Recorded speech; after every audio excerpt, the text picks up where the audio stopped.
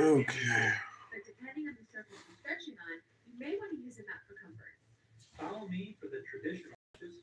And I will be providing the easier modifications. All right, let's begin. We're going to the floor to start. We're going to lie down on our back and we're going to do a lying hip rotation. So go ahead and set that left foot down on the ground, bring your opposite foot up with your right leg. We're going to take that right hip through the full range of dynamic motion. So we're going to press gently on that knee every time, and every time you get just a little bit more range of motion. So again, we're going through this 10 times. And throughout all of these movements today, your range of motion may not be what ours is. That's okay. Make it your own. 10th time, let's hold. Now hold and press. Feel that hip stretch. And on all these stretches today, I want you to take it to about 85%. So don't take it to the one where it's starting to hurt or stress you, but instead where it just feels like a good stretch. We're holding this for 15 seconds. So let's go. Three, two, one, and done. Okay, let's switch. Bring that opposite foot up. And again, we're going to go through that dynamic range of motion 10 times. If there's any nerves or tendons that are stuck in your hip, this is a good one to loosen them up. Taking it through that full range of motion. Nice and controlled, nice and easy 10 times. Breathing throughout. Good. Keep going a little further every time. Two, one, and on this last one, and hold. Good. If you need to, you can grab with your opposite side hand and hold this foot in place. And just press. Press on that knee, feel that hip stretch. Again, aiming for 15 seconds on this one.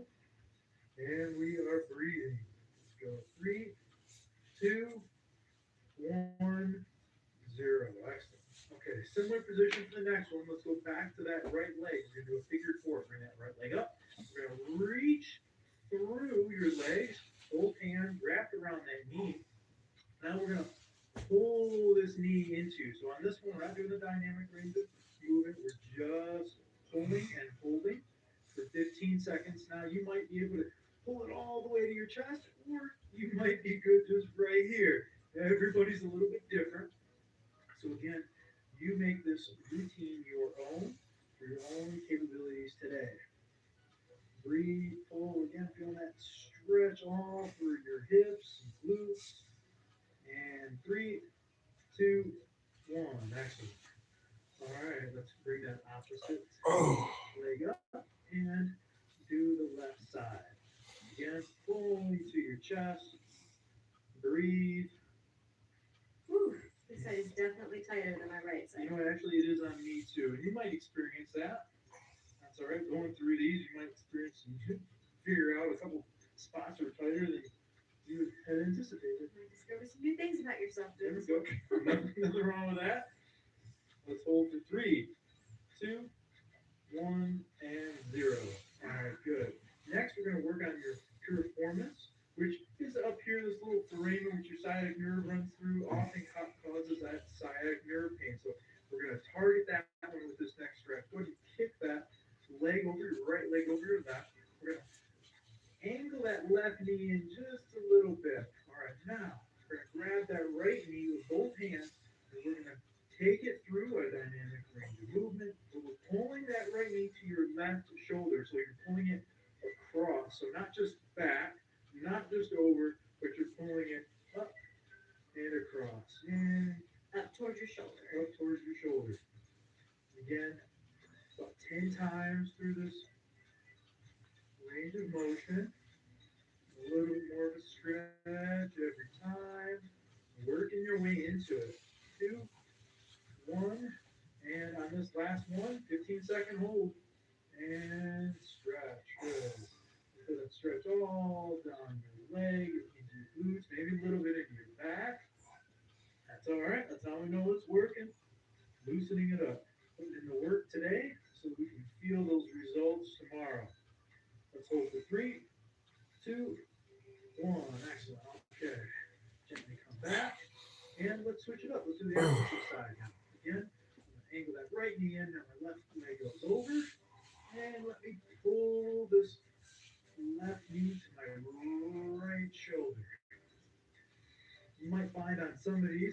more flexible than us, some are less flexible, and that's okay. Everybody is different. It's about doing our best and getting a little bit better every time you come back and repeat this routine. Good, nice, controlled breathing throughout. Not using any momentum on this range of motion. Let's go last one. And let's hold. Pull back. 15 seconds. Feel that stretch. Good. Again, taking that stretch to about 85% of what you're capable of, maybe 90, but any more than that, you're really not doing yourself any good. You're just developing scar tissue at that point. So don't take it to the point where it's really hurting. So 3, 2, 1, and done. 0. Good. Okay, let's move into a 90-90 position. Different names for this. You like to go 90-90 because it kind of describes the position, right? Which is both knees at a 90-degree angle.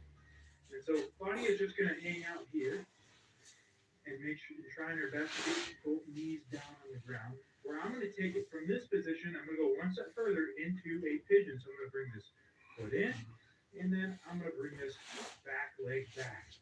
Now here's one variation, a little easier variation, and even harder is going to come down to these forearms.